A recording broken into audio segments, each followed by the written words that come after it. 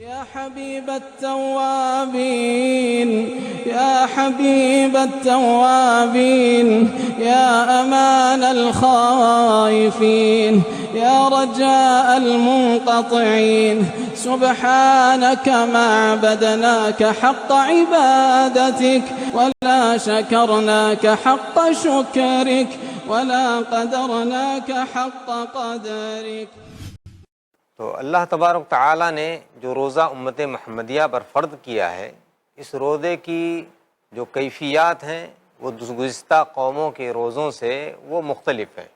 उनकी तफसील हमें नहीं मालूम, अलबत्ता इस उम्मत के रोज़े के सिलसिले में बड़ी तफसील अल्लाह तबारक तआला ने अपनी किताब के ज़रिए से और नबी मुहतरम सल्लल्लाहु अलैहि वसल्लम की अहादीस शरीफ़ा के ज़रिए से हमें वाज़ेह फरमा दी है कि ये फ़र्क़ हैं उनके रोज़ों के दरमियान और हमारे रोज़ों के दरमियान। मसलन जैसे मैंने वो हदीस आपके सामने पेश की थी कि यहूद और नसारा उनके रोज़ों के दरमियान और मुसलमान के रोज़ों के दरमियान जो फ़र्क है वो सहरी का है। हमारे दरमियान और यहूद और नसारा के रोज़ों के दरमियान अगर कोई चीज़ फ़र्क की है तो वो सहरी की फ़र्क है। इसलिए ये चीज़ जो हमें मालूम होती है कि सहरी ही उनके रोज़ों में और हमारे रोज़ों के दरमियान फ़र्क करने वाली चीज़। जज़ाकल्लाहु खैर।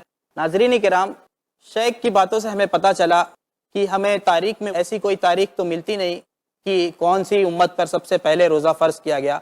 हालांकि शेख की बातों का खुलासा यह है कि हम पर उम्मत मुहम्मदिया पर सन 2 हिजरी में रोज़े फ़र्ज़ किए गए।